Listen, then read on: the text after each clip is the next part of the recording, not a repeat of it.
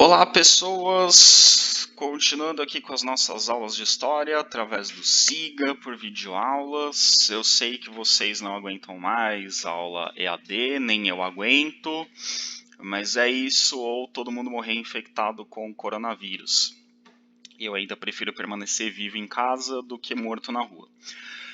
Bom, pessoas, a aula de hoje, 23 de março, nós trataremos sobre as rebeliões na América colonial.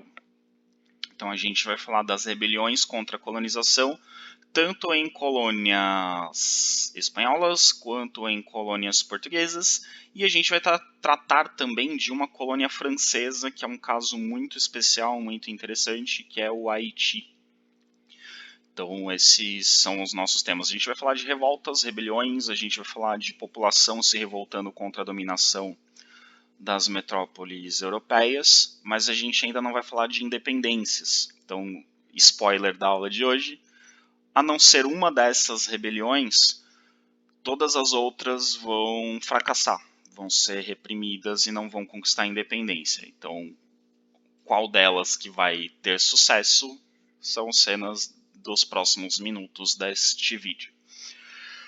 Bom, pessoal, vamos começar pelo contexto internacional no século XVIII. O que está acontecendo no mundo no final do século XVIII? A gente ali no Napoleão, a gente entrou já no início do século XIX, vamos voltar algumas décadas, final do século XVIII, entender o que está acontecendo no mundo. Então, no século XVIII, as ideias iluministas estão se espalhando, surgem na Europa, mas se espalham pelo mundo todo e chegam à América, chegam às colônias na América. Em 1776, nós temos a independência dos Estados Unidos, que nós vimos aí no caso da turma de administração, viu no final do ano passado. A independência dos Estados Unidos, que acontece por influência das ideias iluministas também. E a independência dos Estados Unidos é o primeiro indício, o primeiro sinal de que o pacto colonial, aquela ideia de que a colônia só pode comprar da metrópole, só pode vender da metrópole, só pode se relacionar com a metrópole. Então a independência dos Estados Unidos mostra que esse pacto colonial está sendo questionado.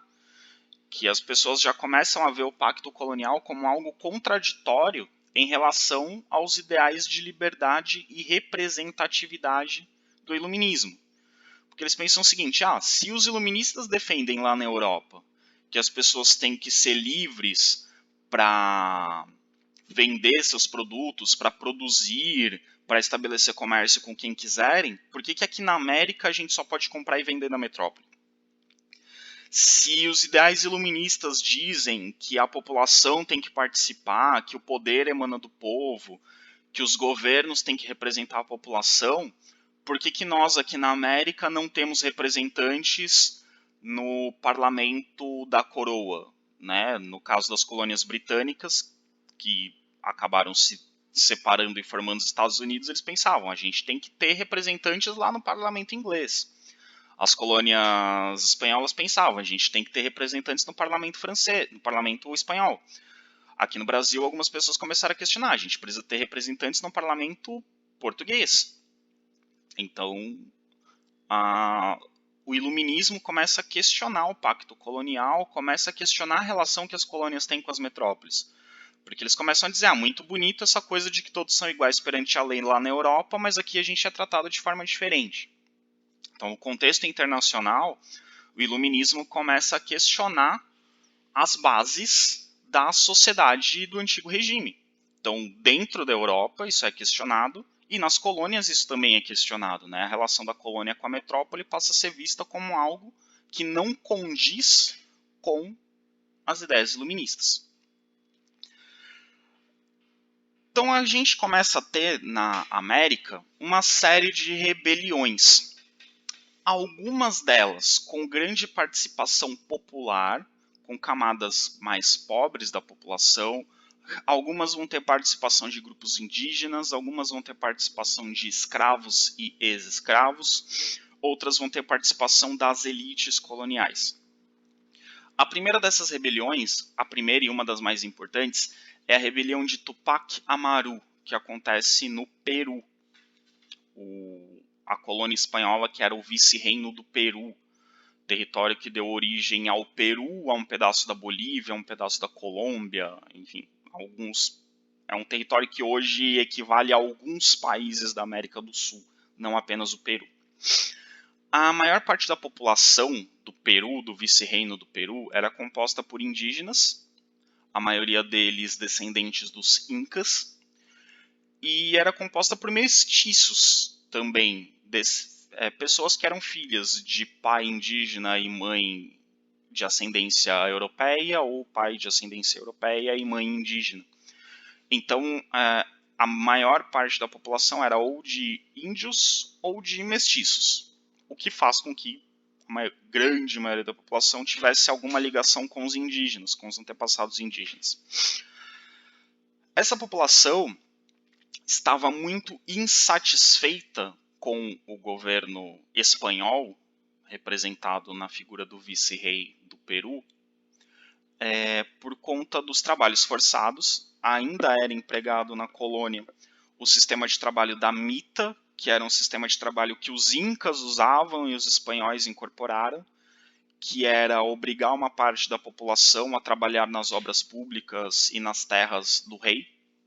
Então havia um grupo de pessoas que uma determinada quantidade de dias por ano tinha que trabalhar de graça, né? O seu imposto era pago em forma de trabalho, digamos assim.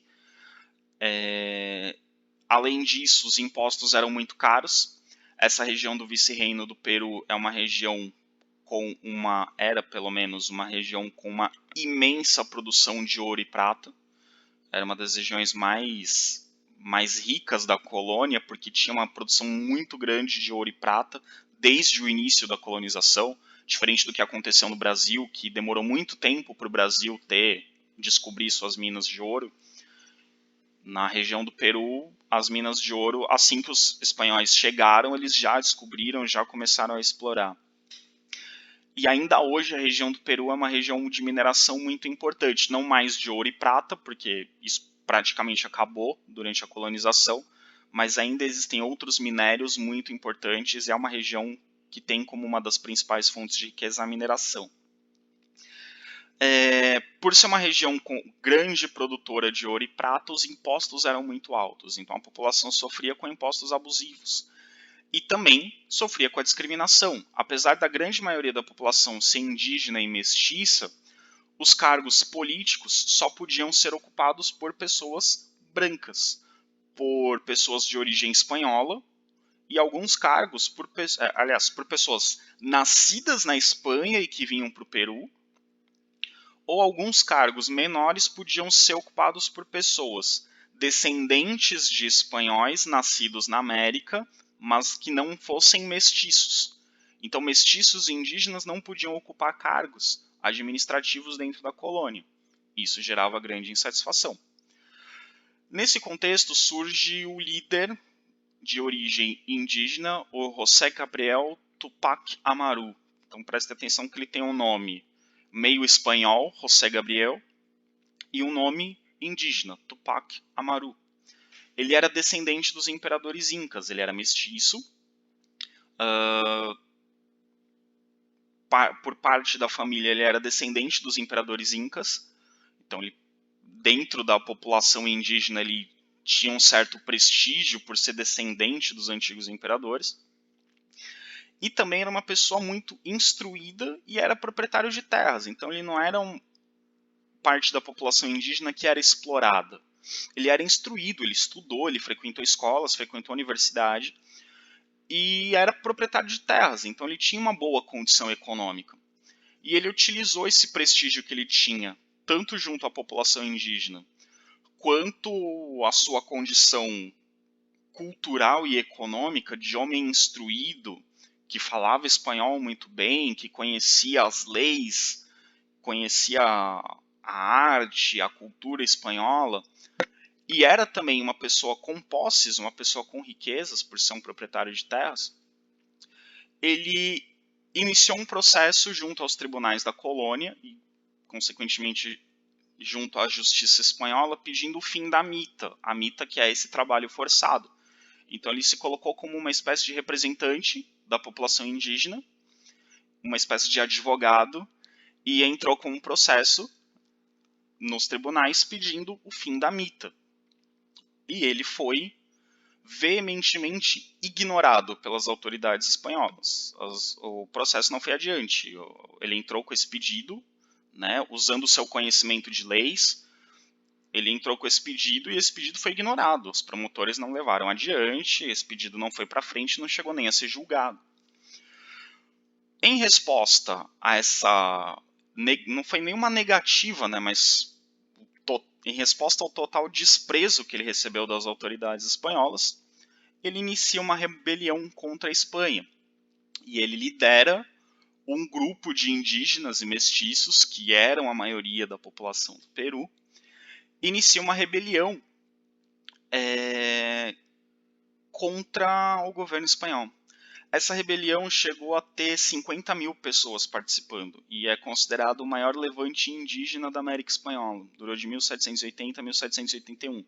Então a gente está falando de 50 mil pessoas numa época em que as cidades não era comum as cidades terem muito mais do que isso de habitantes.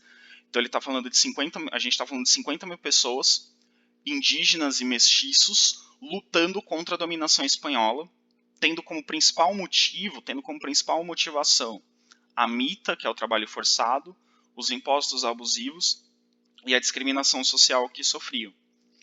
Então, Tupac Amaru lidera essa rebelião, e essa rebelião começa... esqueci de... Vocês já devem ter imaginado que a imagenzinha é o Tupac Amaru, né? Então, esqueci de comentar, esse aí na imagem é o Tupac Amaru. Se vocês pesquisarem Tupac Amaru no Google Imagens, vocês vão ver ele sempre representado como um herói, com os cabelos esvoaçantes.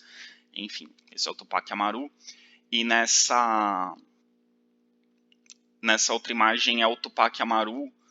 As cédulas do dinheiro peruano, hoje em dia, tem a carinha do Tupac Amaru estampada. Então ele até hoje é considerado um herói nacional entre os peruanos.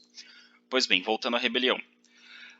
A rebelião de Tupac Amaru chegou a assumir o controle da cidade de Cusco. Cusco era a capital do Peru, do vice-reino do Peru. Era a capital do Império Inca. Quando os espanhóis assumiram o controle da região, mantiveram a cidade como capital do vice-reino do Peru. Hoje não é mais capital do Peru, a capital do Peru é a cidade de Lima, mas Cusco continua sendo uma cidade importante do Peru. Pois bem, eles tomaram o controle de Cusco. Ao assumir o controle da capital, assume o controle da colônia, no caso, o vice-reino do Peru. No controle do vice-reino do Peru, eles declararam o fim da mita, o fim da escravidão e encerraram a cobrança de impostos da população. A população indígena e mestiça, obviamente, apoiou as medidas de Tupac Amaru e dos revoltosos, só que a Espanha não deixou barato. A Espanha enviou da Europa 17 mil soldados com o objetivo de retomar o controle sobre o Peru. E esses 17 mil soldados destroçaram a população, não apenas os revoltosos. No slide anterior vocês viram que os revoltosos eram cerca de 50 mil pessoas. E o exército espanhol matou ou feriu mais de 100 mil pessoas. Então, eles mataram muito mais gente do que só os revoltosos. Mataram mulheres, mataram crianças, mataram idosos, mataram pessoas que às vezes nem apoiavam a revolta, mas eles miraram nos mestiços e nos indígenas, principalmente nos indígenas. Então, cerca de 100 mil pessoas foram mortas e outras tantas foram feridas, e com isso a Espanha conseguiu retomar o controle sobre sua colônia. O Tupac Amaru, seus familiares e seus seguidores mais próximos foram todos presos, torturados e executados. Todos foram presos, desses presos a maioria foram torturados, e desses que foram torturados, grande parte foram executados, condenados à morte, incluindo o próprio Tupac Amaru. Durante essa rebelião, os colonos espanhóis, aqueles nascidos na Espanha e que viviam no Peru, ou os que nasceram no Peru, mas eram descendentes de espanhóis, não eram mestiços, eles não se envolveram na rebelião. Muitos deles até concordavam com as reivindicações, mas eles preferiram não se envolver com a rebelião porque vai que eu apoio e essa rebelião é vencedora, e esses indígenas e mestiços resolvem me discriminar igual eu discrimino eles hoje em dia. Ou vai que eu apoio e o governo espanhol vem, me prende, me tortura e me mata igual está fazendo com eles. Então, os espanhóis que viviam no Peru e os descendentes de espanhóis que não eram mestiços e viviam no Peru não se envolveram na revolta. Então ela foi uma revolta quase que exclusivamente de índios e mestiços. Não tendo apoio, ou pelo menos não tendo envolvimento de espanhóis e descendentes de espanhóis, esse grupo, que formava a elite do Peru, acabou não sofrendo grandes consequências após a rebelião ter sido reprimida. Ok? Então aqui a gente está falando de uma rebelião popular, liderada por classes mais baixas, indígenas e mestiços. A elite da colônia não se envolveu. Ok? Então, rebelião de Tupac Amaru começa, chega até algumas vitórias, mas depois é violentamente reprimida e sai derrotada. Mais ou menos na mesma época, um pouco depois, alguns anos depois, acontece a insurreição no Haiti. O Haiti, pessoal, era um pedaço de uma colônia francesa. A França tinha a sua colônia mais importante na América. Os franceses tinham algumas colônias na América. Tinham a Guiana Francesa, tinham algumas ilhas na região do Caribe e alguns territórios na América do Norte. Alguns desses territórios foram perdidos para a Inglaterra, alguns que hoje fazem parte do Canadá, enfim, a França tinha alguns territórios. A mais importante, a que dava mais dinheiro para a França, era a colônia de São Domingos, que era uma ilha no Caribe, ali na América Central. É um lugar dizem que é um lugar muito bonito. Eu nunca fui, mas dizem que é um lugar muito bonito. Essa ilha de São Domingos, ela era exportadora de açúcar e café, então ela concorria com o açúcar produzido no Brasil e também produzia café. Nessa época o café ainda não era importante no Brasil, vai ser importante depois. Então eles eram concorrentes do Brasil na produção de açúcar. E na produção de açúcar e café, os franceses usavam nessa colônia mão de obra africana escravizada. Igual no Brasil, igual no sul dos Estados Unidos, mão de obra africana. E essa mão de obra africana na ilha de São Domingos equivalia a 90% da população. Então 90% de quem vivia na ilha de São Domingos eram escravos. Em agosto de 1791, vamos lembrar que a Revolução Francesa começa em 1789. Então a Revolução Francesa está comendo solta lá na França. E a Ilha de São Domingos era uma colônia francesa. Chegam as notícias da Revolução Francesa na colônia. E todo mundo fica sabendo. Os livres e os escravos.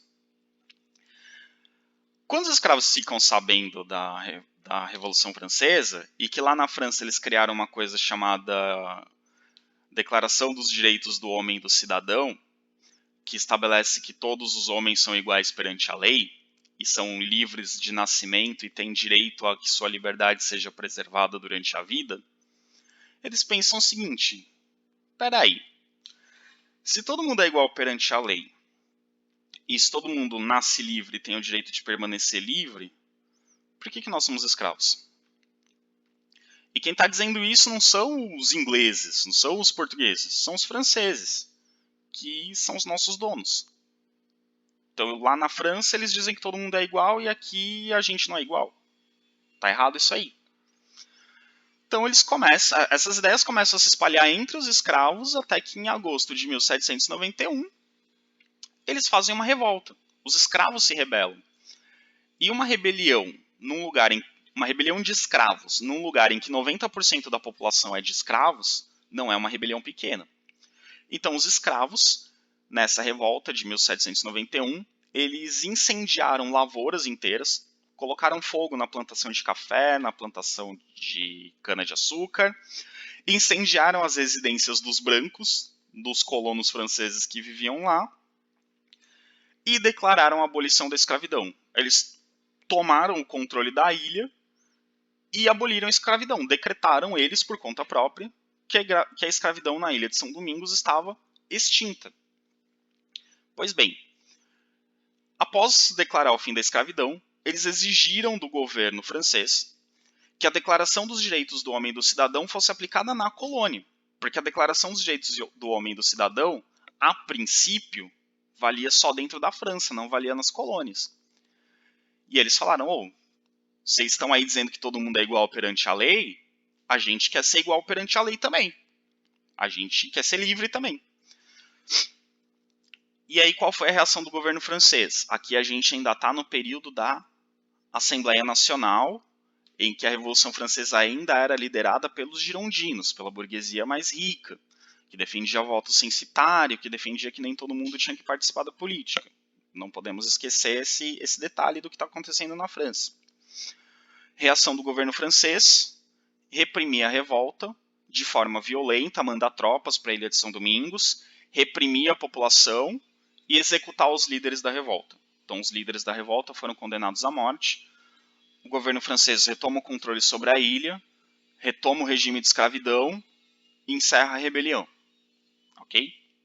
Até 1791 nós temos essa insurreição no Haiti. Os escravos tentam, a princípio eles não querem se separar da França, eles só querem ter o mesmo tratamento que qualquer cidadão francês. Ok? Mas aí a França não aceita. Depois, durante o governo da Convenção Nacional, a escravidão chega a ser abolida nas colônias francesas. A escravidão chega a ser abolida. Mas, na prática, esses escravos que foram libertados continuaram trabalhando para os seus antigos donos. E em 1795, quando acaba o período da Convenção Nacional, que era liderado pelos jacobinos, com apoio dos sans-culottes, das camadas mais populares da França, e a burguesia, a alta burguesia retoma o poder no governo do Diretório em 1795, a luta dos escravos da Ilha de São Domingos é retomada. Então percebam que quando a alta burguesia da França está no poder, os escravos da Ilha de São Domingos se revoltam e são reprimidos. Depois tem um período em que eles não se revoltam. Por quê? Porque o governo diz que vai reconhecer a independência dessas colônias. Então eles estão ali esperando ter... Aliás, independência não. Que o governo vai reconhecer o fim da escravidão nessas colônias. Então eles estão ali aguardando que as medidas sejam tomadas para que eles sejam de fato libertados.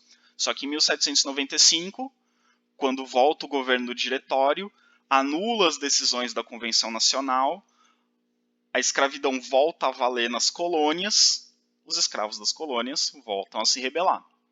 Então, de novo, os escravos da Ilha de São Domingos retomam a luta em 1795. E eles são liderados por um líder muito interessante, que é o Toussaint Louverture.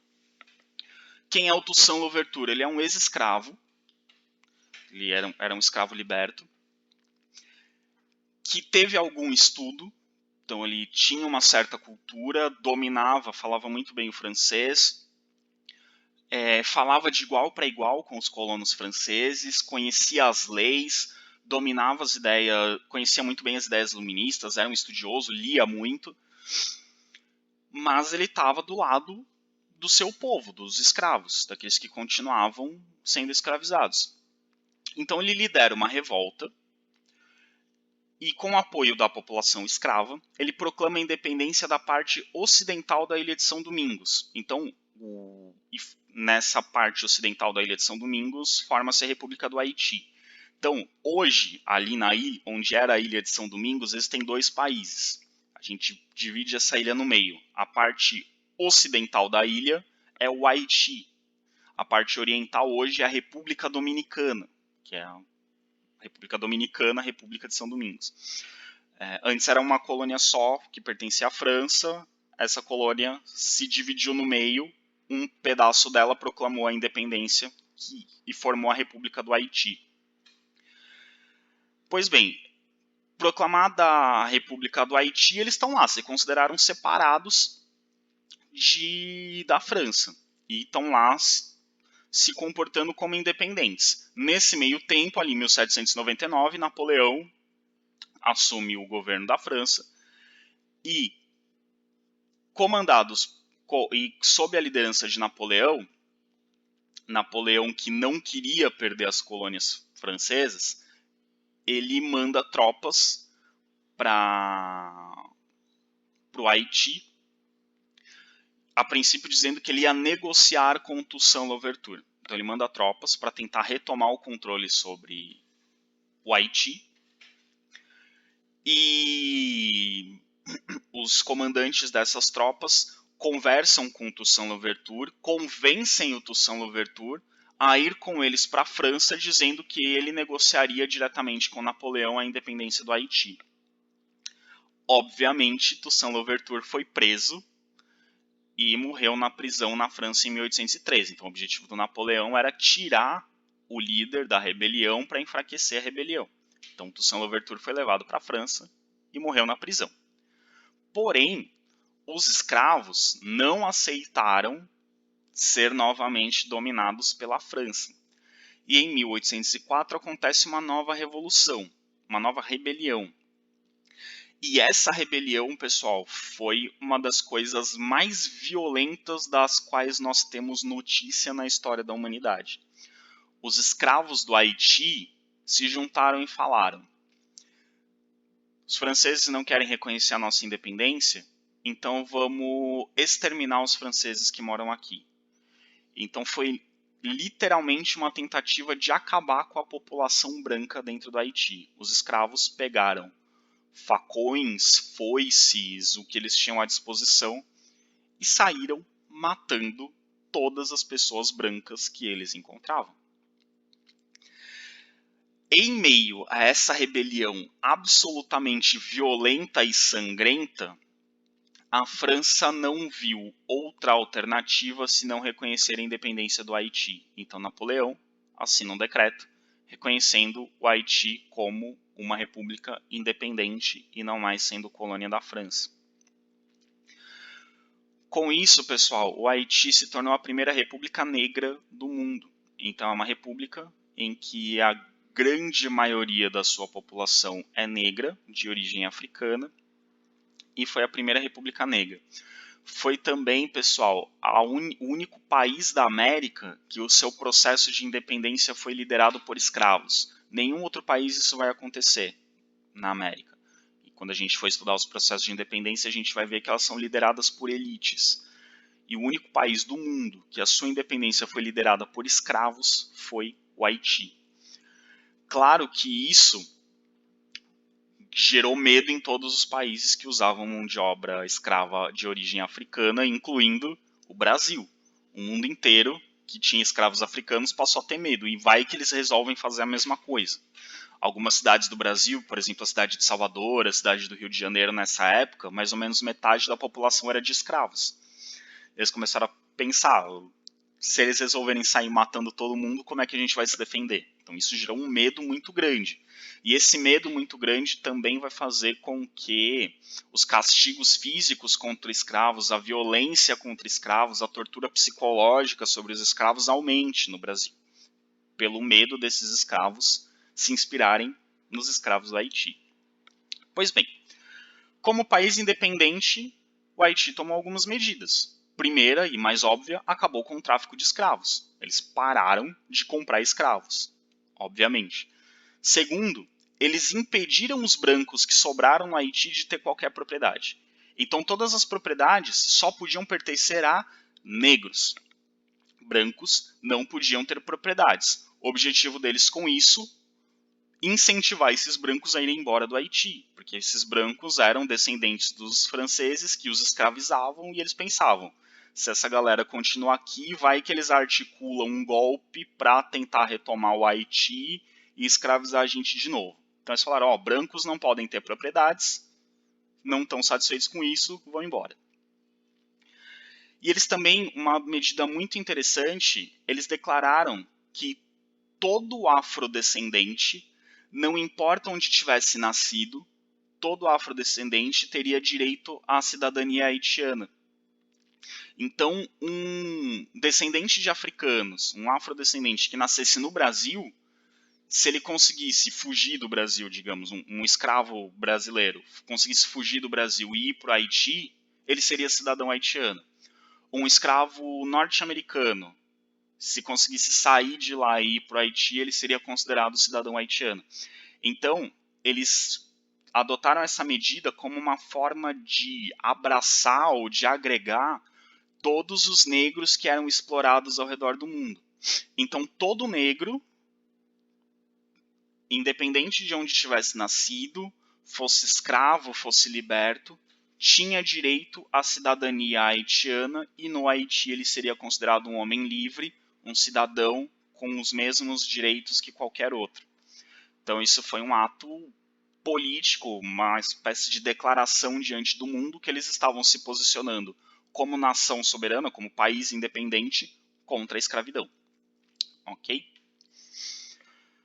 Então aqui nós temos aí o Toussaint Louverture. Aqui a gente tem uma imagem do Toussaint Louverture entregando um documento para os oficiais franceses exigindo o reconhecimento da independência do Haiti. E percebam que o Toussaint Louverture ele se vestia como um oficial francês. Ele fazia questão de falar de igual para igual com os franceses, de se vestir como os oficiais franceses, para mostrar que ele era alguém do mesmo nível que os oficiais franceses, para ele ser reconhecido como um líder político, como um líder militar, assim como qualquer oficial francês. Então ele não se colocava numa posição de subalterno, ele se colocava numa posição de semelhante. Ó, estou falando com vocês de igual para igual. Eu sou um líder político e um líder militar como vocês.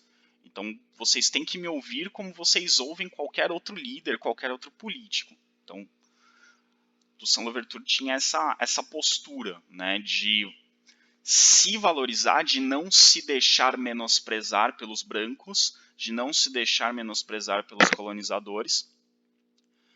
E, enfim, claro, mesmo assim ele acabou sendo preso e levado para a França, mas a sua liderança foi importante no início desse processo de independência do Haiti, e mesmo após a sua prisão, os escravos haitianos seguiram com a luta e conseguiram conquistar sua independência com relação à França.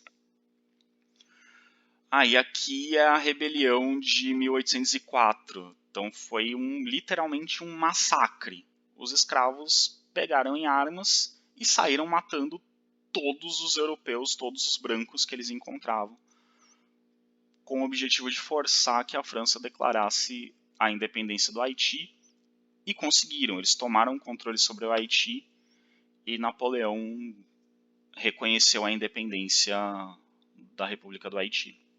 Claro, a gente pode questionar, né? Será que foi a melhor estratégia? Será que do ponto de vista do que a gente chama hoje de direitos humanos, eles agiram corretamente? Será que não havia outras formas de luta? Né? Há quem defenda dizendo, os escravos sempre foram torturados e mortos, e aí para lutar contra essa opressão eles tiveram que matar pessoas. Outros vão dizer que não, que existiam outras estratégias, que ao matar os brancos eles estavam se igualando aos brancos e não valorizando e desvalorizando ou deslegitimando sua luta. Mas o fato é que os escravos haitianos, cansados do que sofreram durante várias gerações, foram para cima dos brancos franceses, aproveitaram que eles eram maioria e saíram matando quase todo mundo. Ok? Então é um tema polêmico, dá para vocês discutirem aí. Será que esses escravos estavam certos, estavam errados? É justificável, não é justificável o que eles fizeram? Deem a opinião de vocês depois. Escrevam redações sobre isso. Bom, vamos para o Brasil agora. O que estava acontecendo no Brasil no século XVIII? O Brasil era colônia de Portugal. Vocês devem se lembrar disso. E tanto Portugal quanto suas colônias eram governadas pela rainha Dona Maria I. Dona Maria I, que será um personagem importante nas próximas aulas. Dona Maria I, mãe de Dom João VI, vó de Dom Pedro I, bisavó de Dom Pedro II, governou Portugal nesse período. Dona Maria I foi uma importantíssima rainha de Portugal, foi uma rainha muito importante, o governo dela foi muito importante para a história de Portugal, foi um período de recuperação econômica de Portugal, e só que no final da vida, Dona Maria I precisou se licenciar do cargo de rainha e Portugal foi governado pelo príncipe regente, pelo príncipe herdeiro do trono, Dom João, porque Dona Maria teve problemas psiquiátricos. Dona Maria I ficou louca, então depois ela ficou conhecida como Dona Maria I a Louca. Mas nesse período que a gente está estudando, não, ela ainda era muito saudável e muito inteligente, era uma governante muito boa em Portugal. Nesse período do governo da Dona Maria I, no final do século XVIII, a plantação de açúcar, de cana-de-açúcar no Brasil, a lavoura canavieira, foi muito beneficiada justamente pelo que estava acontecendo no Haiti. Enquanto os escravos estavam matando os franceses que lá viviam, eles não estavam produzindo açúcar. Então teve uma diminuição drástica na oferta de açúcar no mercado internacional. E quem passou a oferecer esse açúcar, quem supriu essa demanda foi o Brasil. Então o Brasil viu a sua exportação de açúcar aumentar bastante, enquanto os escravos haitianos estavam tentando se separar da França. Com a expansão da lavoura canavieira, ela cresce na capitania de Pernambuco, ela cresce na região da Bahia e ela chega até São Paulo. Então São Paulo, que antes tinha tentado produzir açúcar, mas não tinha dado muito certo porque ninguém comprava o açúcar de São Paulo porque era muito longe, começa a produzir açúcar com certo sucesso. Então a lavoura canavieira se expande e junto com a lavoura canavieira se expande também a produção a produção agrícola voltada para alimentação, a produção do arroz cresce no Brasil, a produção do trigo cresce no Brasil, a produção de fumo, que é uma mercadoria muito valorizada nos mercados africanos, então o fumo era muito utilizado no comércio de escravos, então a produção de fumo no Brasil ajudava na compra de escravos na Europa, e a produção de cacau também cresce, o cacau que, enfim, vai ser utilizado na Europa, vai ser valorizado também no mercado internacional, também essa produção cresce no Brasil. Então a gente está falando de um período em que o Brasil está retomando uma importância agrícola, depois de todo o século XVIII depender basicamente da produção de ouro, né, ainda que a cana-de-açúcar continuasse sendo o produto mais valioso, mas o ouro ganhou uma proporção muito grande. No final do século XVIII, conforme a produção de ouro vai diminuindo, a produção agrícola volta a crescer. E além desses produtos, o algodão é introduzido no Maranhão. Então, a plantação de algodão começa a ganhar força no Maranhão. E além da produção de algodão, a coroa portuguesa permite que o Brasil abra algumas pequenas manufaturas de tecido. Então, uma produção ainda meio que artesanal, pouco mecanizada, mas o Brasil passa a ter uma produção de tecido, né, que vai utilizar parte dessa produção de algodão no Maranhão. Então a gente tem o crescimento da lavoura canavieira, o crescimento de gêneros alimentícios, de fumo, de cacau, a produção de algodão. Então a gente tem um período no final do século XVIII que ficou conhecido como renascimento agrícola. A agricultura no Brasil volta a crescer.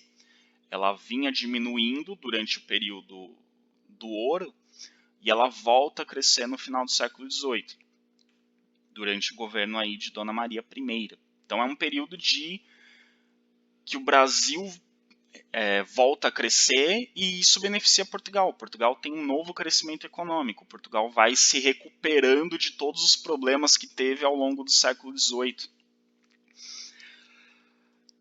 Nesse contexto, durante o renascimento agrícola, a produção de ouro na região mineradora, na região das Minas Gerais, ela está diminuindo. E ela está diminuindo por um motivo muito simples. Já não tem tanto ouro disponível. A extração de ouro, a mineração durante o século XVIII, ela praticamente acaba com as reservas de ouro conhecidas no Brasil até então. Então, principalmente pelo fato do ouro ser aquele ouro de aluvião, aquele ouro que é extraído do leito dos rios, portanto é um ouro muito fácil de ser extraído.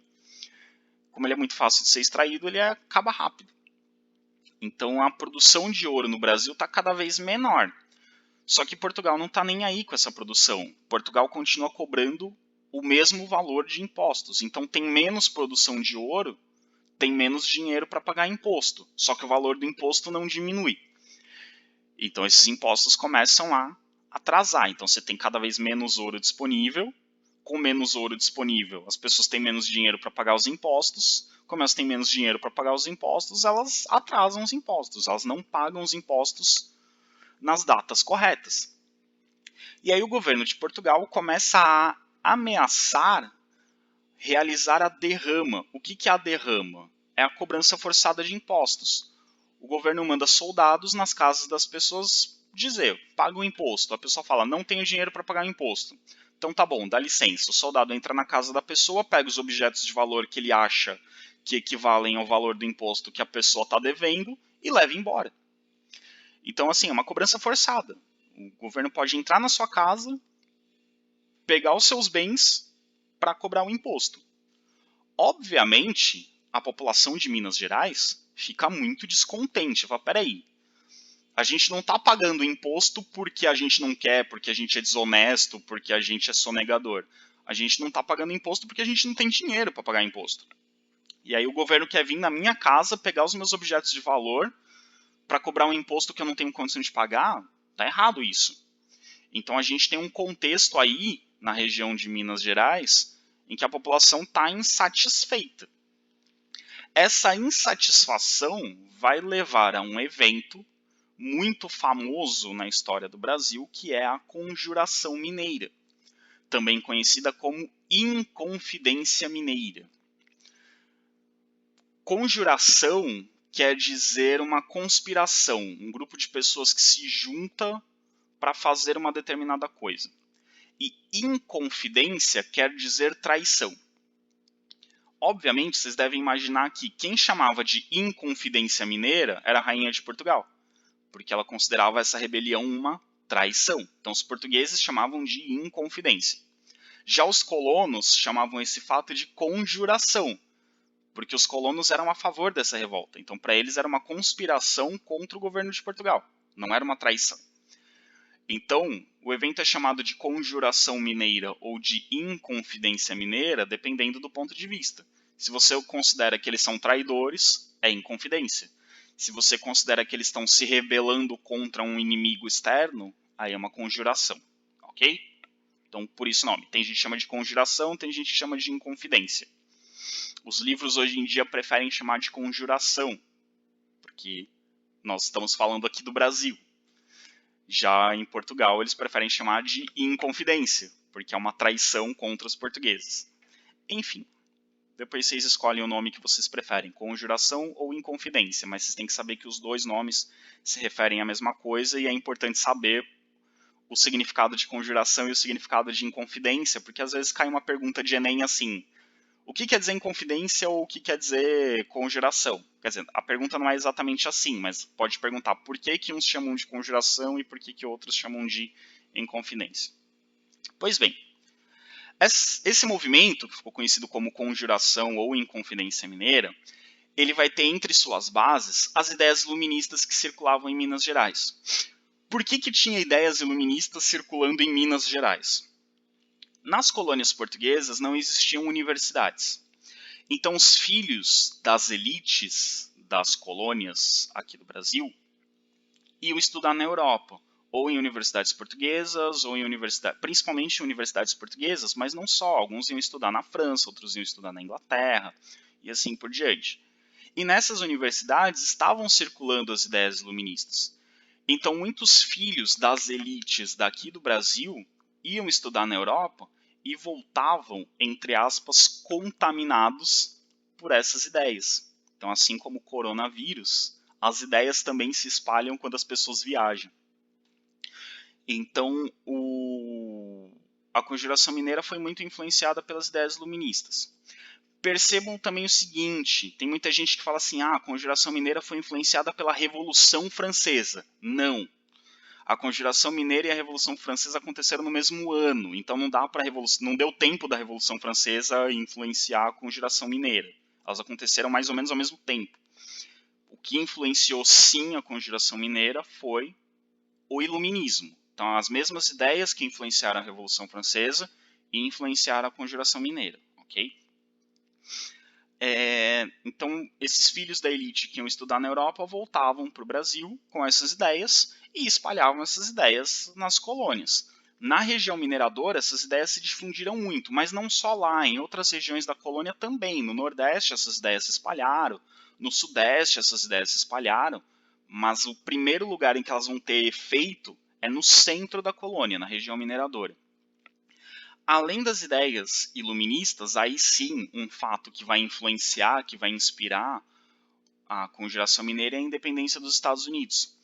Então eles planejavam criar uma república em Minas Gerais muito parecida com a República Norte-Americana. Então eles se inspiraram na independência dos Estados Unidos, na Constituição norte-americana, para criar esse movimento das Minas Gerais.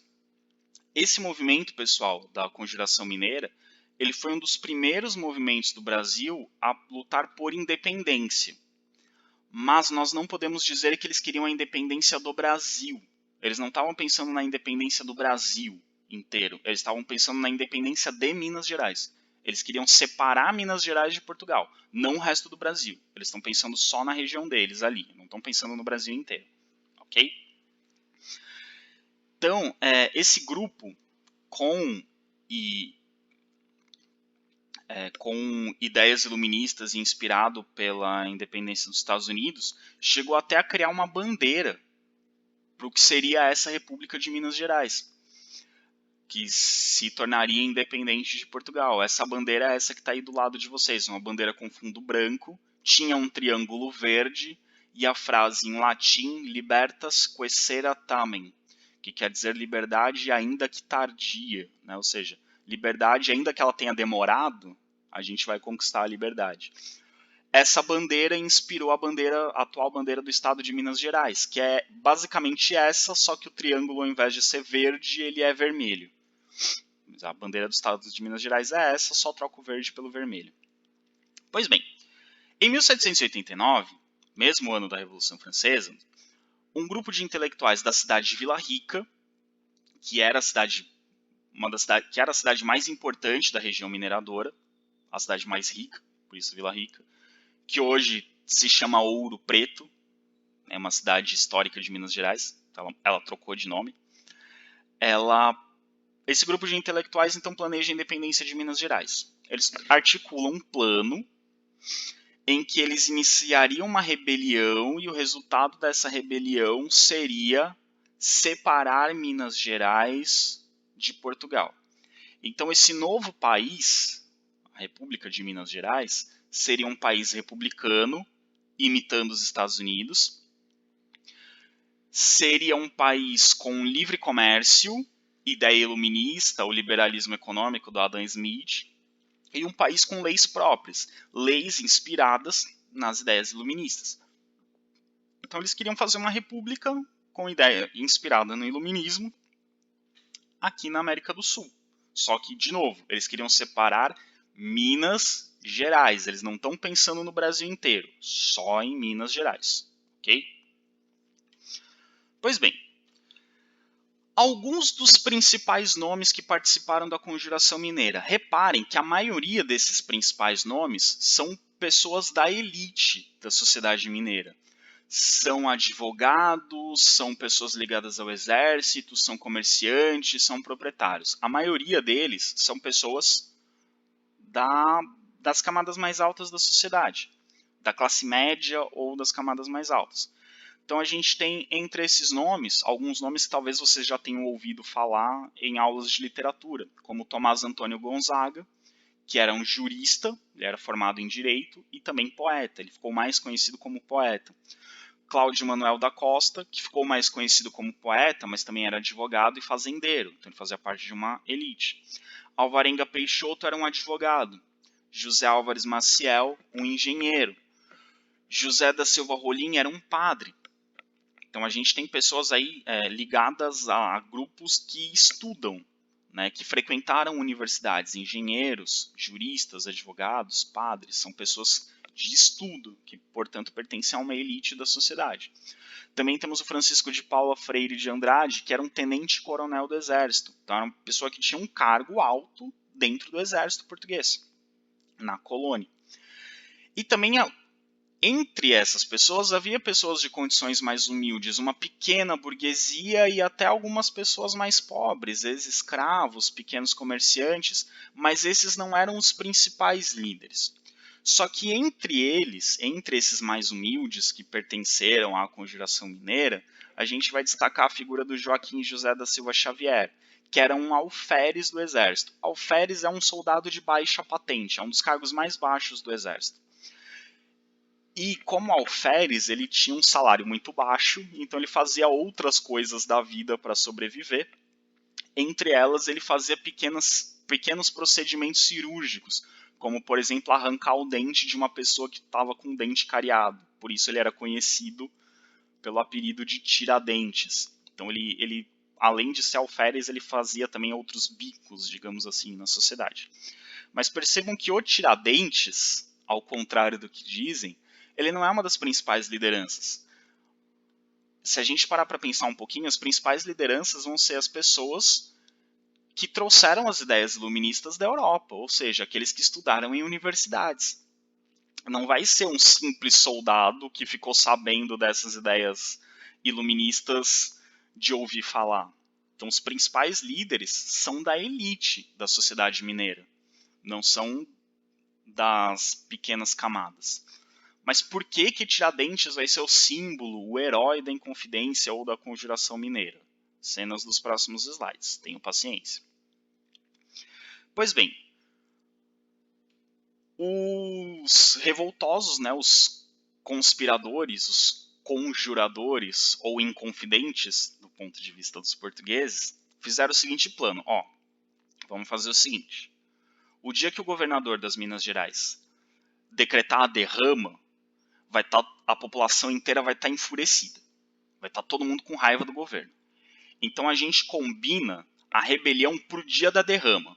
O governador decretou a derrama, a população vai aderir à rebelião porque vai estar todo mundo com raiva, as pessoas vão concordar com as nossas ideias, vão atacar o governo, vão expulsar o governador, a gente vai tomar o controle da capital, Vila Rica, vai tomar o controle de Minas Gerais e vai expulsar as tropas portuguesas e vai proclamar a república. Esse era o plano. Então, aproveitar a raiva que o povo ia sentir da derrama para que o povo aderisse à rebelião e lutasse contra a ocupação portuguesa. Esse era o plano. Pois bem, alguém que fazia parte da conspiração, um dos inconfidentes, não sabemos se ele se arrependeu ou o que aconteceu, ou se ele se aproveitou da situação. Ele foi para o governador das Minas Gerais e falou: olha, seu governador, tem uma galera aí querendo fazer uma rebelião no dia da derrama. Se eu fosse o senhor, não faria essa rebelião. Aí o governador virou para ele e falou: ótimo, e quem são essas pessoas? Aí esse cara que fazia parte das reuniões ali da Conjuração Mineira falou assim: para eu te contar quem é, eu vou querer alguma coisa em troca. E aí o governador falou: o que você quer em troca? Ele falou: eu sou um fazendeiro, eu tenho muitas dívidas com o governo de Portugal, em troca de denunciar as pessoas que estão envolvidas nessa conjuração, eu quero perdão das minhas dívidas. E aí o governador das Minas Gerais falou: beleza, eu consigo perdoar suas dívidas, você não deve mais nada para a coroa portuguesa, agora me diz quem são os conspiradores que querem fazer essa rebelião. E aí ele deu o nome de 31 pessoas que faziam parte das reuniões da Conjuração Mineira. Então o governador, sabendo que essa rebelião seria feita no dia da derrama, suspendeu a derrama, não fez a derrama.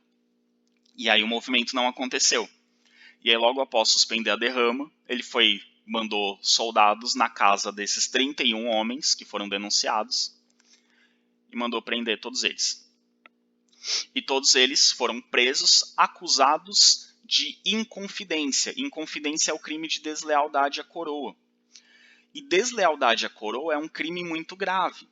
Dependendo do processo, se a pessoa for considerada culpada pelo crime de deslealdade, o crime de deslealdade à coroa é classificado como um crime de lesa majestade. Crime de lesa majestade é um crime contra a pessoa do rei, no caso, contra a pessoa da rainha.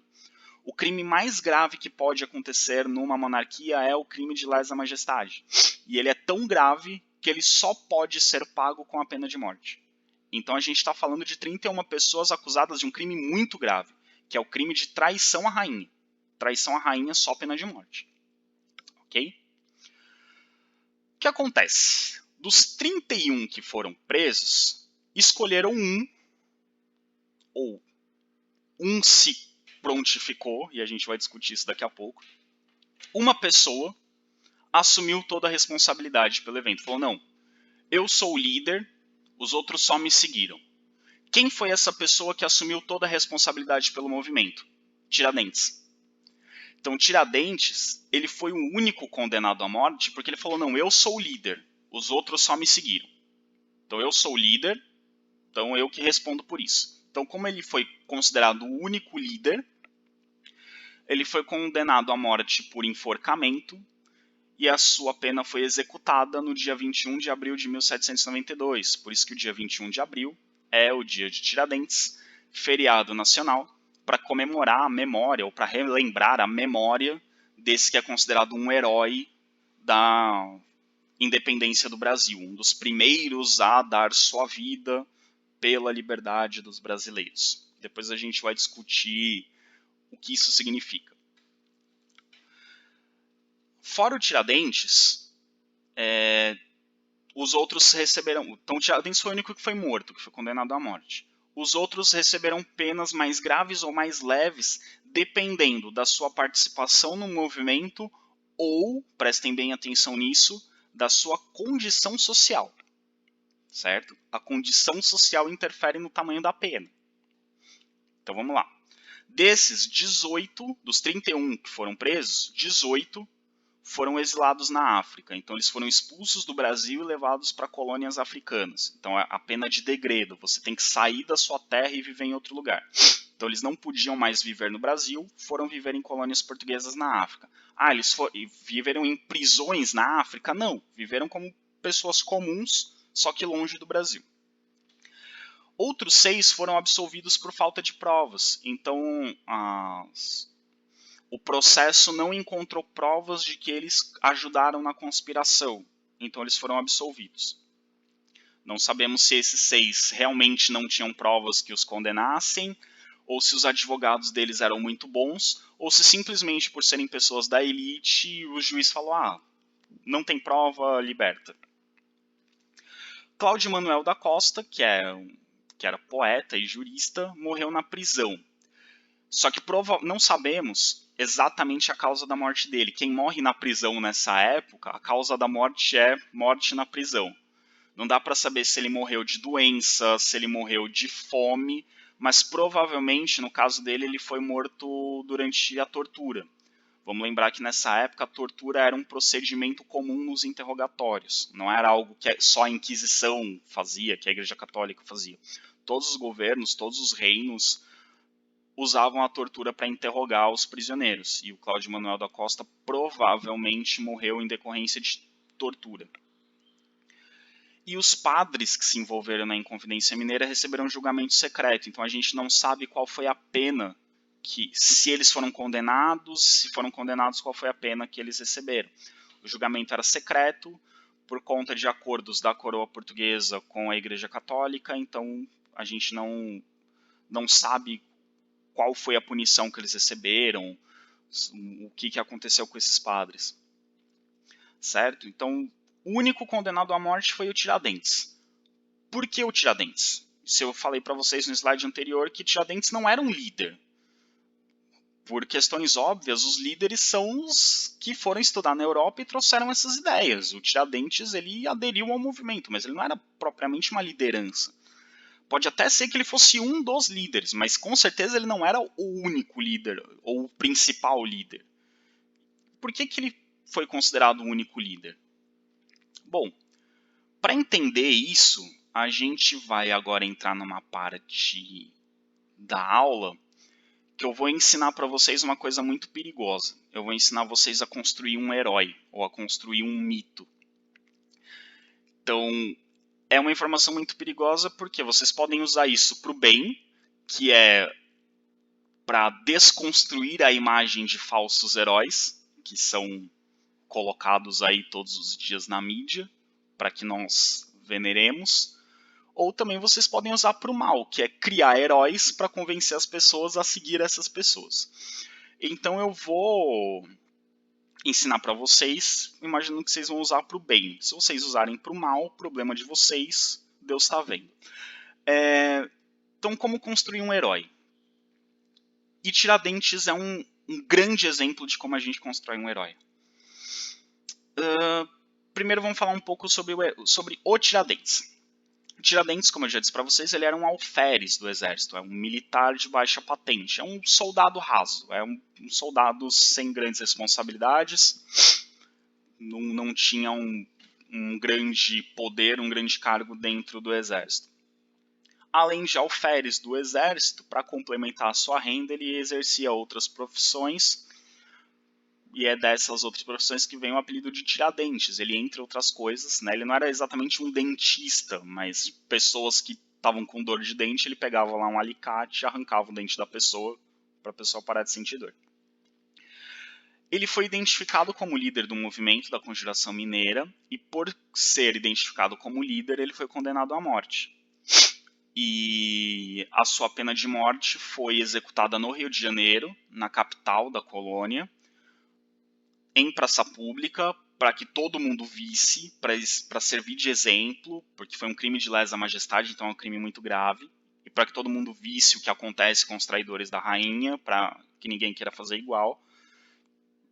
E além de ser enforcado, ele foi esquartejado, ele teve seu corpo despedaçado, e os pedaços do seu corpo foram expostos, espalhados no caminho do Rio de Janeiro até Vila Rica, para que as pessoas que fizessem esse caminho vissem o que acontece com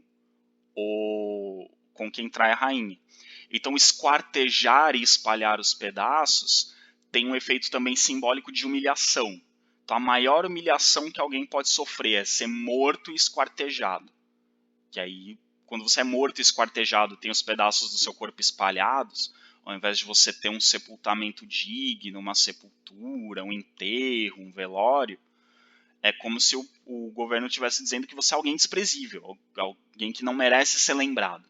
Então, ser enforcado em praça pública para que todo mundo visse e ter os seus pedaços, seus restos mortais espalhados para que todo mundo soubesse que você é uma pessoa desprezível e servisse de exemplo. Então é uma pena muito grave. Só que aí vem a questão, será que Tiradentes foi mesmo o líder desse movimento? Faz sentido dizer que Tiradentes foi líder? Por que será que ele assumiu a culpa? Será que foi ele que assumiu a culpa e falou assim, não, vou assumir a culpa para livrar a cara dos meus companheiros?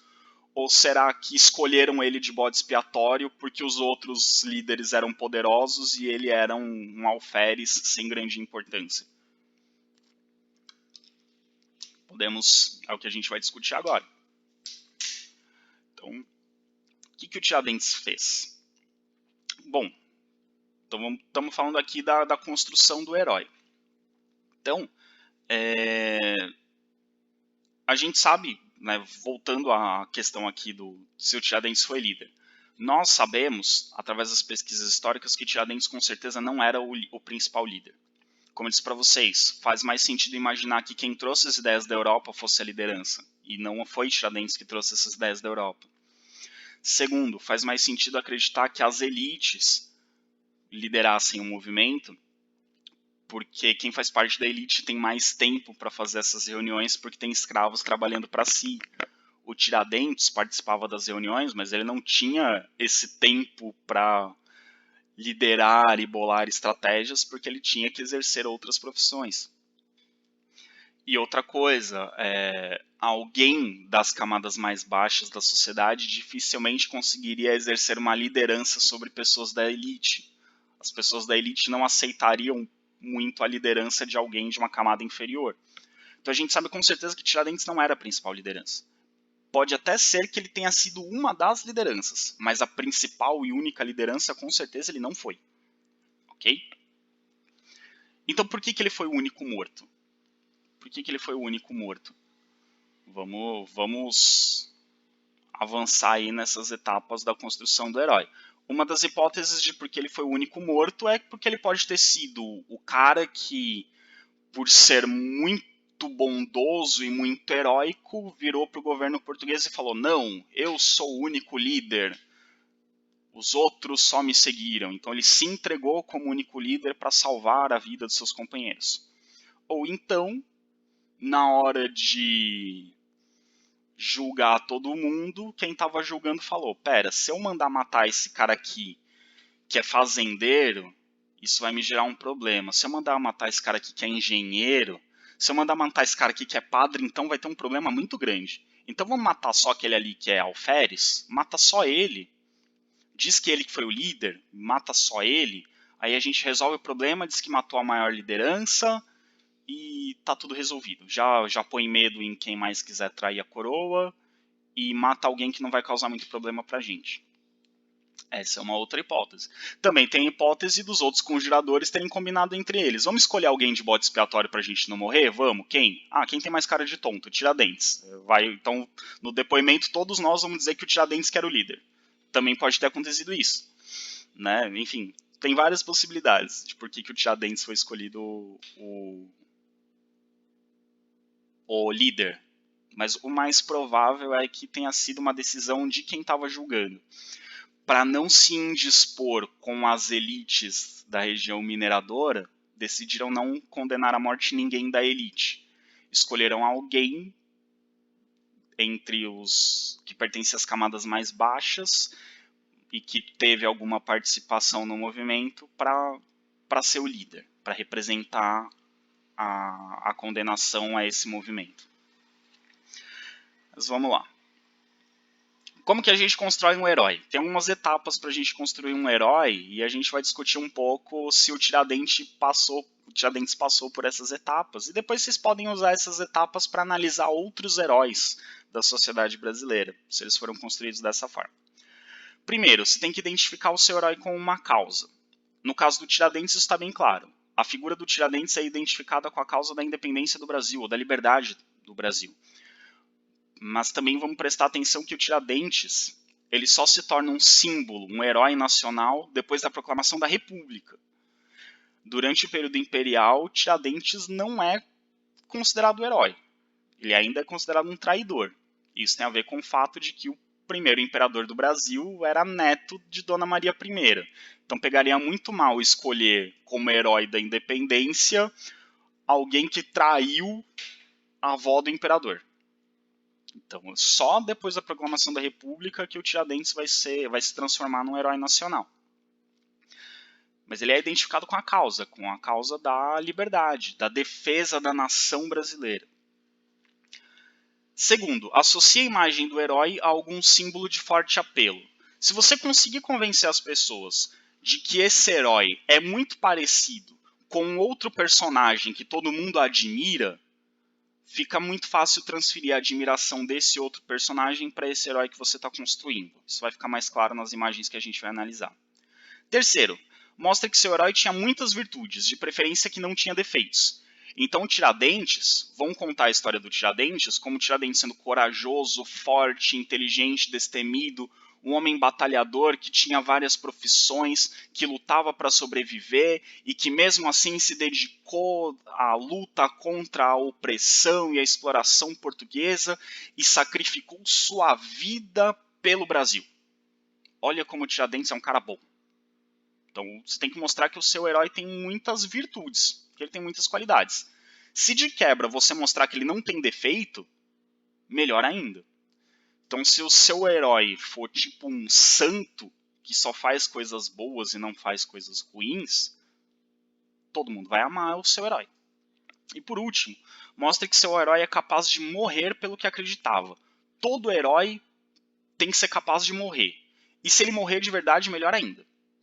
Então, se o seu herói correu o risco de morrer em algum momento, ou se ele morreu de verdade, aí todo mundo vai falar, nossa, esse cara realmente é corajoso e ele amava tanto essa causa que ele foi capaz de dar a vida por ela. Então, ele tem que ser admirado. Então, e o Tiradentes, ele morreu pela liberdade do Brasil. Então, ele é um mártir, né? O mártir é aquele que morre por uma causa. Então, ele não só correu o risco de morrer, como morreu mesmo, né? Talvez vocês já estejam imaginando pelo menos uma pessoa que seja considerada um herói nacional por muitas pessoas nos últimos anos aí no Brasil. Mas eu não vou dar exemplos atuais, só vou falar do Tiradentes e vocês aplicam essa metodologia para analisar os heróis que vocês quiserem, ok? Então vamos lá. Então, vamos pegar esses critérios que eu acabei de falar e vamos ver se eles se aplicam ou como eles se aplicam ao Tiradentes, que eu já dei o spoiler de que o Tiradentes ele passa por esses 4 critérios, né? Passa por esses passos para construir o herói. Temos aqui o Tiradentes, uma das imagens que representa o Tiradentes. Normalmente, nós vemos representações de Tiradentes com esse jeitão aí. Ele é um cara de barba comprida, cabelo comprido. Nessa gravura ele está com um olhar sereno. E aqui essa imagem tem uma legenda, né? Alferes Joaquim José da Silva Xavier, o Tiradentes, precursor da independência e da República do Brasil. Então ele é considerado um herói que deu início à independência e à república, porque a Inconfidência Mineira queria proclamar a república. Essa gravura, pessoal, ela foi feita já com o Brasil republicano, quase um século depois, ou mais de um século depois da morte do Tiradentes. Então quem fez esse desenho do Tiradentes nunca viu o Tiradentes, não conheceu o Tiradentes pessoalmente. Será que essa era a mesma cara do Tiradentes? De onde será que tiraram a cara do Tiradentes, assim, de ter a barba comprida e o cabelo comprido? Vocês sabem nessa imagem diferenciar quem é Tiradentes e quem é Jesus Cristo? Acho que vocês são espertos, vocês já identificaram que na esquerda é um Cristo Pantocrator, né? Na direita é o Tiradentes. Mas reparem as duas imagens. São idênticos. Se não fosse a corda identificando o Tiradentes que morreu enforcado, não daria muito para diferenciar quem é Jesus e quem é Tiradentes. Então a imagem do Tiradentes que a gente conhece é uma adaptação da imagem de Jesus Cristo. O cabelo comprido, a barba comprida, vem da representação mais tradicional de Jesus Cristo, com cabelo comprido e barba comprida. Por que representaram Tiradentes como se ele fosse Jesus Cristo? Um dos critérios da construção do herói, identificar como uma figura de forte apelo. Se você associa a imagem de Tiradentes com a imagem de Jesus Cristo, você transfere a admiração que as pessoas têm por Cristo para Tiradentes. E Cristo foi alguém que morreu pela humanidade. Tiradentes, alguém que morreu pelo Brasil. Então você transfere as características de Jesus Cristo, as qualidades de Cristo e a admiração que as pessoas têm por Cristo para Tiradentes. Ok? Então, faz parte da construção do herói identificar Tiradentes com a própria imagem ou com a imagem do próprio Cristo. Mas, afinal de contas, como que era o Tiradentes? Tem uma notícia ruim para vocês que estão curiosos. A gente não sabe como o Tiradentes era de verdade. Aqui eu tenho para vocês dois relatos de 2 historiadores de épocas diferentes falando sobre o Tiradentes. E são 2 historiadores que não conheceram o Tiradentes. O Varnhagen nasceu muito depois do Tiradentes ter morrido, e o Paulo Miceli é um historiador recente. Então eles não viram Tiradentes. O que o Varnhagen escreveu sobre Tiradentes? Ele escreveu o que as pessoas contavam sobre o Tiradentes. E as pessoas contavam sobre o Tiradentes o seguinte: o Varnhagen escreve: cumpre acrescentar que, além da circunstância de ser Tiradentes, devia contribuir também o seu físico. Era bastante alto e muito espadaúdo, de figura antipática, e feio e espantado. Então Varnhagen, pela descrição que as pessoas dão, ele dizia que o Tiradentes era um cara alto, forte e feio, e com cara de espanto. Dá para fazer a imagem de um herói feio e espantado? Não, as pessoas vão ter medo. E o objetivo é fazer as pessoas admirarem. Então o Tiradentes, em nenhuma imagem vocês vão ver ele feio, espantado e antipático. Vão ver ele calmo, sereno, na medida do possível, belo, semelhante à imagem que a gente tem de Cristo. Então, mas como que ele era? Ele tinha barba, ele tinha cabelo comprido, ele era loiro, moreno, ele tinha o cabelo crespo, ele tinha o cabelo liso, ele tinha olho claro, olho escuro? Não sabemos. Por que nós não sabemos? Aí vem o que o Paulo Miceli nos conta. Do rosto de Tiradentes pouco se sabe. Sumiu com a cabeça. Quando esquartejaram o Tiradentes, espalharam os restos mortais dele, a cabeça se perdeu.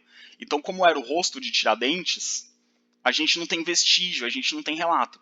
E ninguém da época fez um retrato falado do Tiradentes, ou alguém que julgou o Tiradentes teve a ideia brilhante de descrever, olha, o Tiradentes é assim, assim, assado. Não temos registros de como ele era.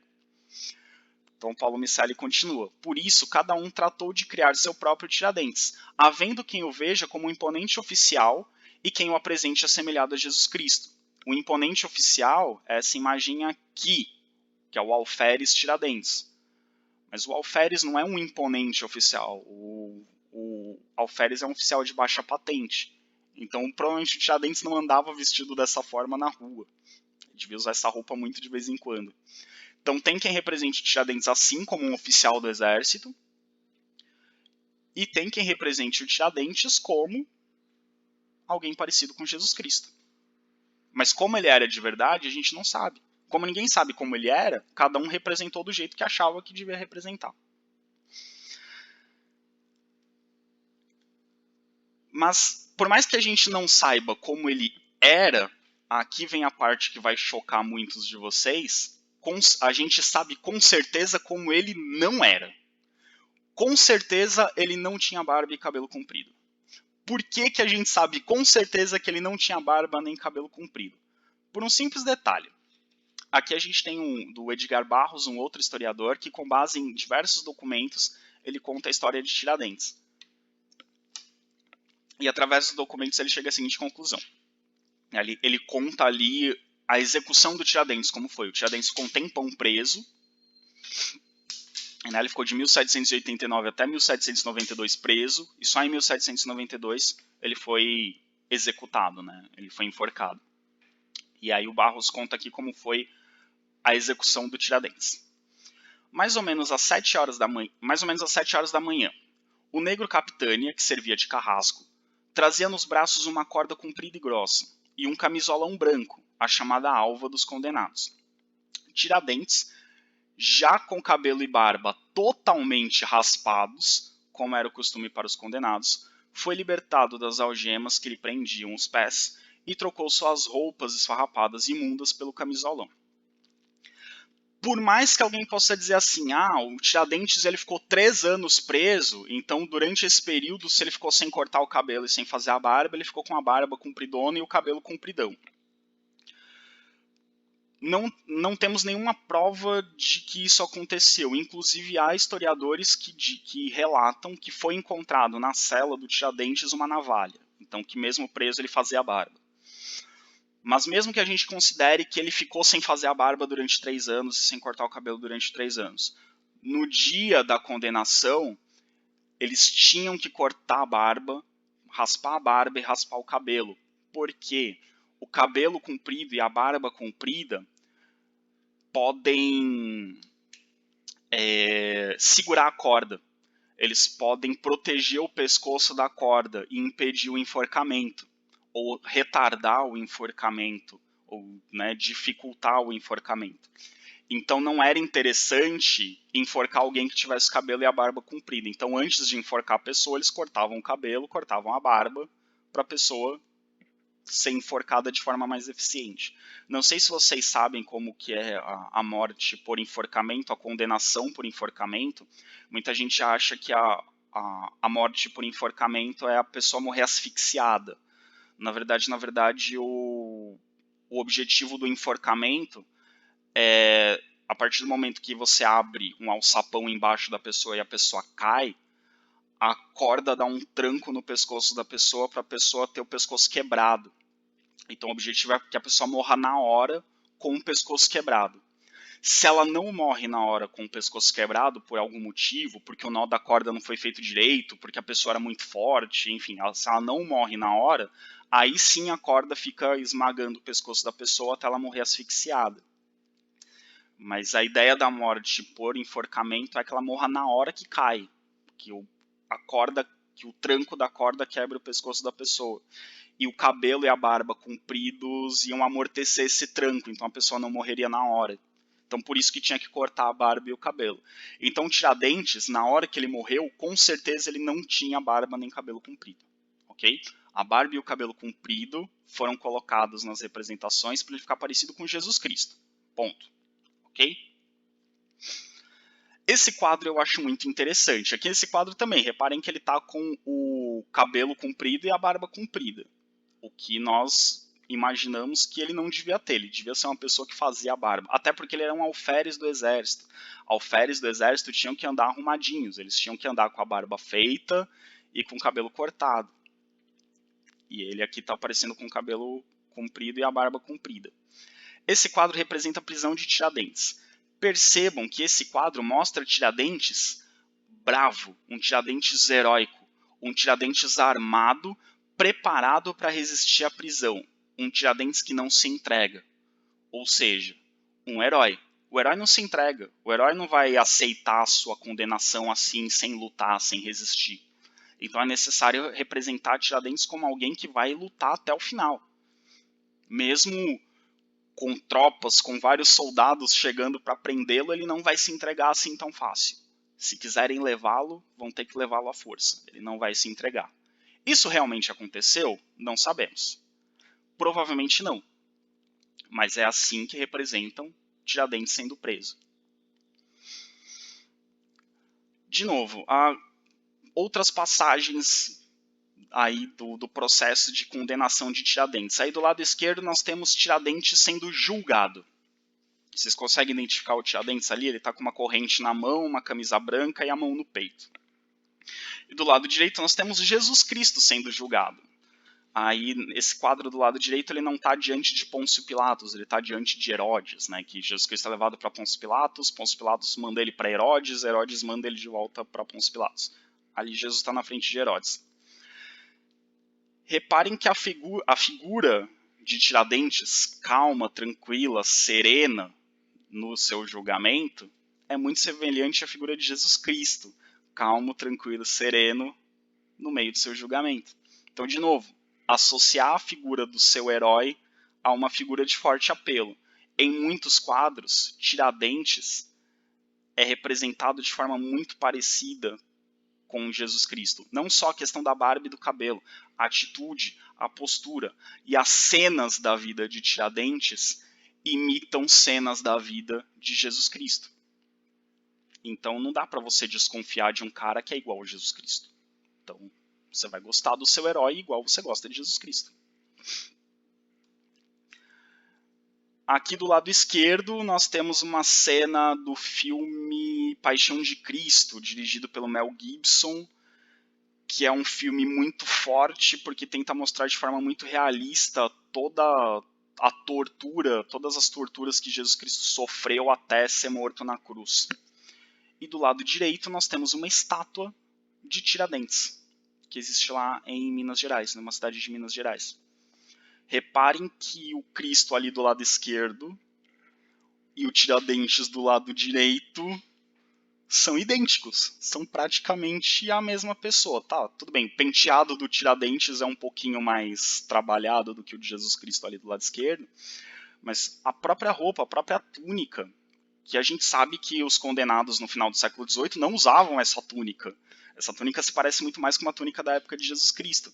Mas ali, Tiradentes, com a cordinha no pescoço, é muito parecido a Cristo sendo levado à pena de morte.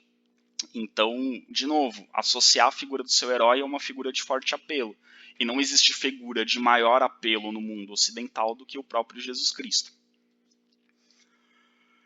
E esse quadro, que é um dos quadros mais sensacionais que nós temos sobre Tiradentes, esse quadro é uma aula de como identificar o herói a uma causa. esse quadro é de um pintor chamado Pedro Américo. E esse quadro é Tiradentes esquartejado. Esse quadro representa Tiradentes ali com a barba grande, que nós já vimos que no momento do enforcamento, que quando ele foi enforcado ele não estava usando barba, e o corpo dele esquartejado. A cabeça separada do restante do corpo, a perna separada do tronco. Temos aí o corpo de Tiradentes esquartejado. É um quadro muito forte, é uma imagem muito forte. E aqui embaixo tem a assinatura do Pedro Américo e a data que ele fez, 1893. Então foi 101 anos após a morte do Tiradentes. Então, obviamente, o Pedro Américo não estava presente na condenação de Tiradentes. Reparem que do lado da cabeça ensanguentada de Tiradentes tem ali um crucifixo. Então, de novo, associar a figura de Tiradentes à imagem de Cristo. Comparar Tiradentes com Cristo. Cristo foi alguém que morreu, foi injustamente condenado e deu a vida pela salvação das pessoas. Tiradentes foi alguém injustamente condenado, segundo seus apoiadores, que deu a vida pelo Brasil. Então, colocar o crucifixo ali com Cristo, né, o Cristo crucificado do lado do Tiradentes morto, é um jeito de também associar a figura de um com o outro, pegar o prestígio, a simbologia do Cristo e passar para a imagem de Tiradentes. Só que tem um outro detalhe muito interessante que poucas pessoas reparam quando olham para esse quadro. A disposição dos pedaços do corpo de Tiradentes não estão colocadas à toa. Elas estão colocadas num formato específico para representar uma coisa específica. Que coisa específica é essa que os pedaços do corpo de Tiradentes estão querendo representar? O mapa do Brasil.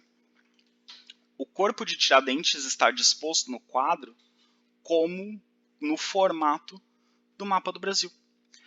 Então, o Pedro Américo, quando fez esse quadro, ele estava querendo associar Tiradentes ao Brasil. Tiradentes representa o Brasil. Tiradentes é um mártir do Brasil.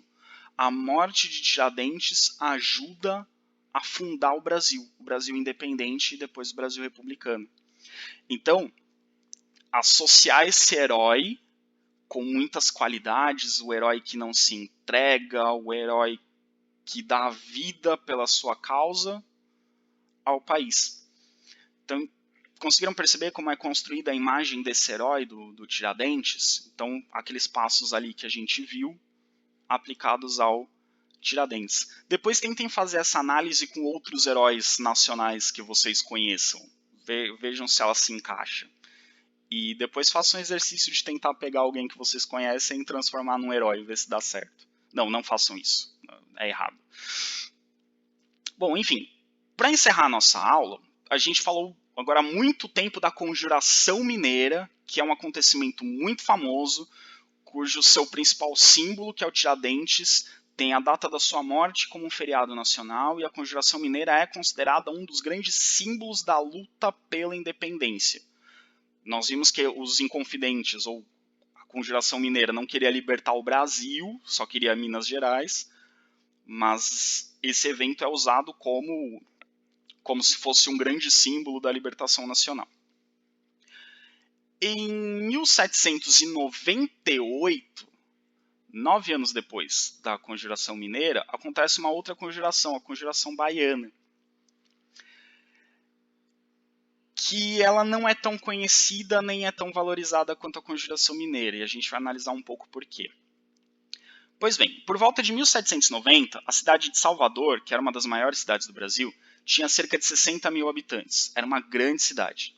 Dessa população, 2/3 eram negros e mulatos, ou seja, de 60 mil pessoas que viviam em Salvador, 40 mil ou eram escravos ou eram mestiços. Então, a grande maioria da população não fazia parte da elite branca.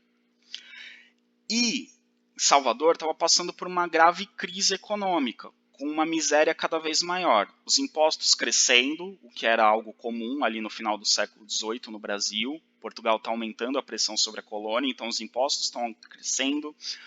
O preço dos alimentos está aumentando. há escassez de produtos, é difícil de encontrar alimentos, e produtos de necessidade básica, alimentação, vestuário, remédios, tão difíceis de encontrar e por isso são caros. A população em Salvador está cada vez mais insatisfeita e essa insatisfação é demonstrada, entre outras formas, através dos saques a armazéns. Então, os armazéns que guardavam os produtos que vinham de Portugal começam a ser saqueados. Não só os que vinham de Portugal, que vinham de outros lugares da colônia. Então, os armazéns que guardavam os produtos que iam ser comercializados são saqueados pela população. Nesse contexto, muitos intelectuais baianos têm contato com as ideias iluministas e com as notícias que chegam da França. Aqui em 1790 já havia ocorrido a Revolução Francesa, ela está acontecendo, e esses intelectuais começam a discutir as ideias iluministas e as notícias que chegam da Revolução Francesa. Só que as ideias do iluminismo e as notícias da Revolução Francesa não ficam apenas entre os intelectuais baianos. Elas também começam a chegar entre os grupos mais humildes, e grupos sem instrução, pessoas que não frequentavam a escola, que não frequentavam as universidades, como os alfaiates, os sapateiros, os carpinteiros, os pedreiros, que muitos desses são escravos ou escravos de ganho, e os que são livres, muitos deles são ex-escravos. Poucos que praticavam que exerciam essas profissões de alfaiate, sapateiro, carpinteiro, pedreiro, eram descendentes de europeus. A maioria deles eram mestiços ou escravos libertos, ou filhos de escravos libertos, né? Ex-escravos.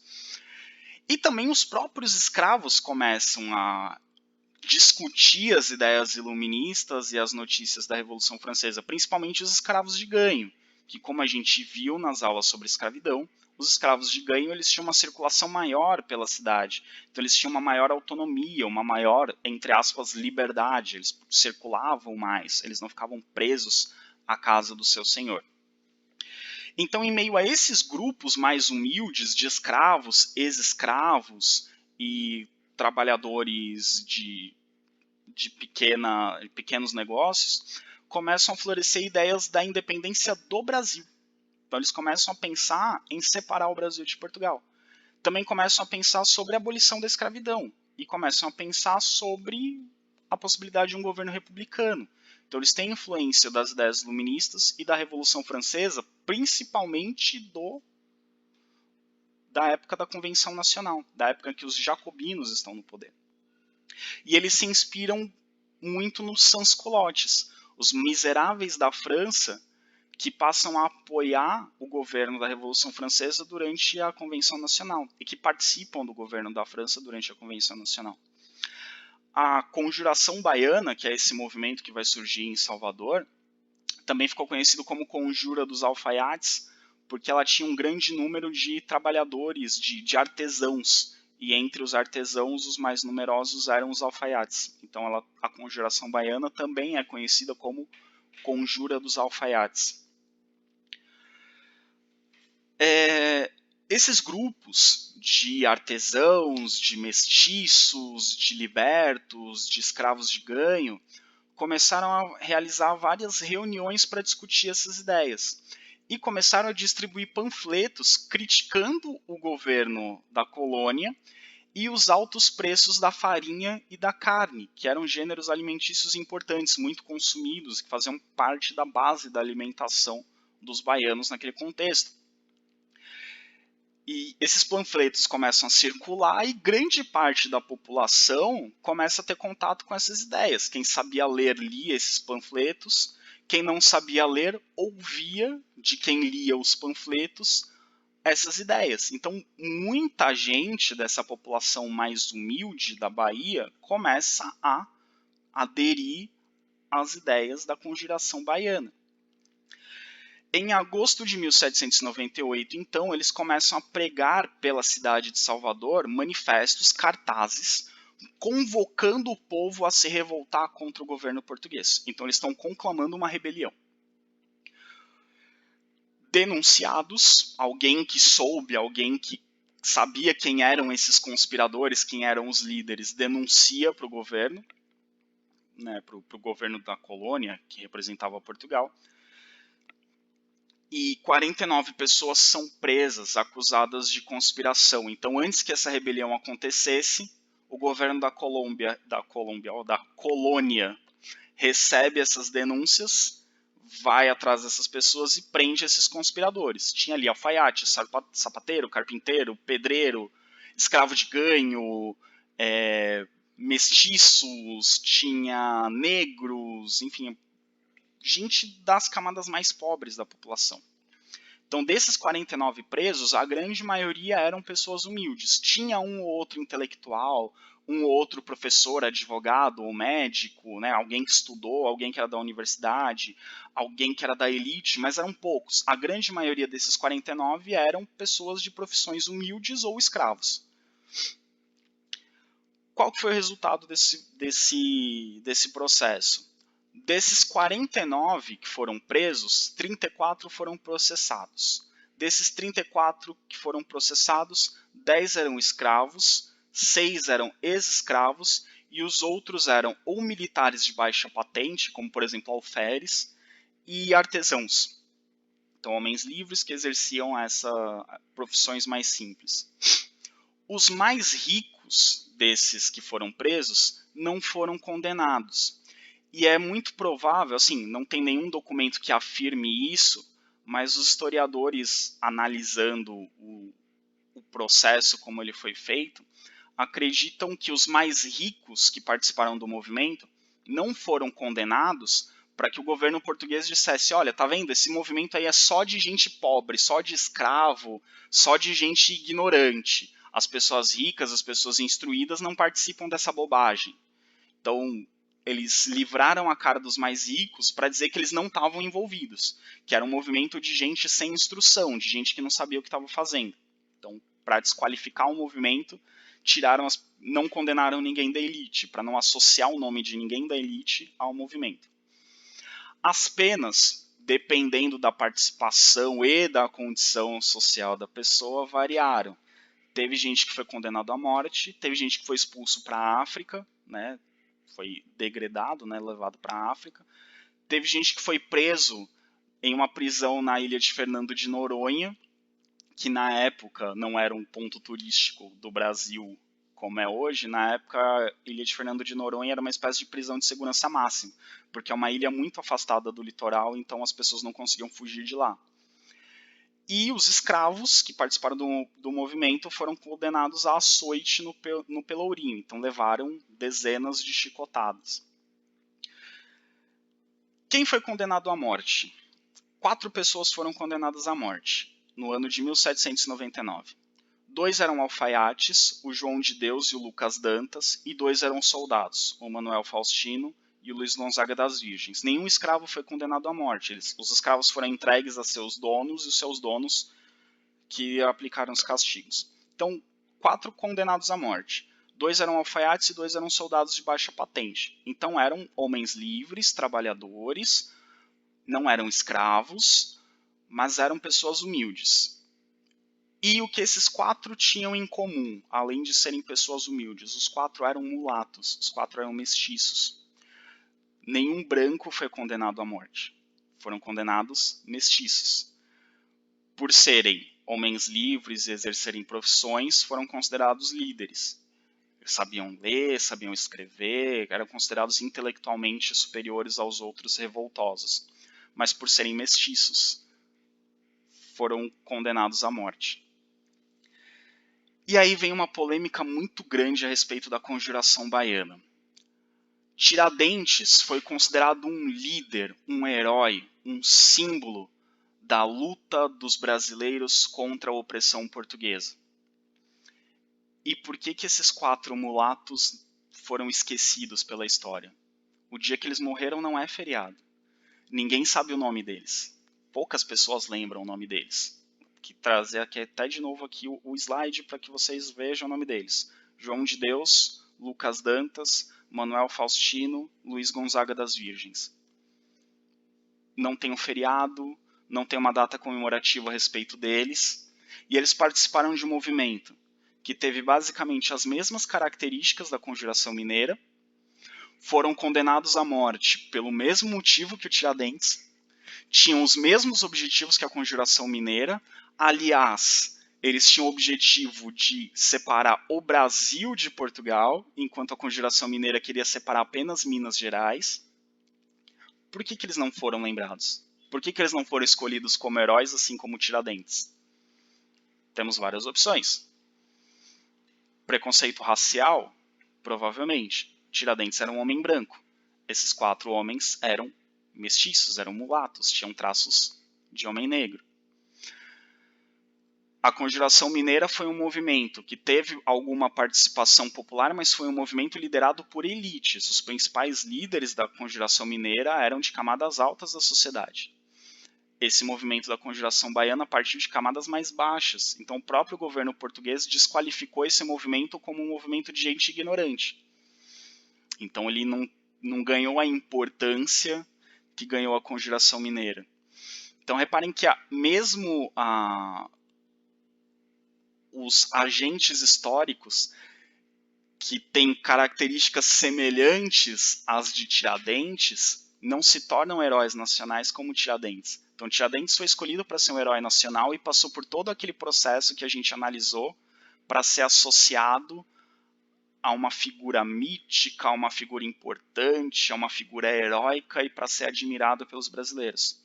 Agora, esses 4 homens que morreram pelo mesmo motivo, morreram da mesma forma, também foram condenados à morte por enforcamento, também foram esquartejados, também tiveram suas partes espalhadas pela cidade de Salvador, para que as pessoas vissem aquilo como exemplo, né, não quisessem fazer a mesma coisa, mas pelo fato de serem humildes, mulatos e terem liderado um movimento que não partiu da elite, mas partiu de camadas populares, acabam sendo esquecidos pela maioria dos brasileiros. Não são considerados heróis nacionais, como o Tiradentes é considerado um herói nacional.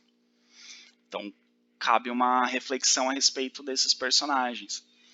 Então, Tiradentes não...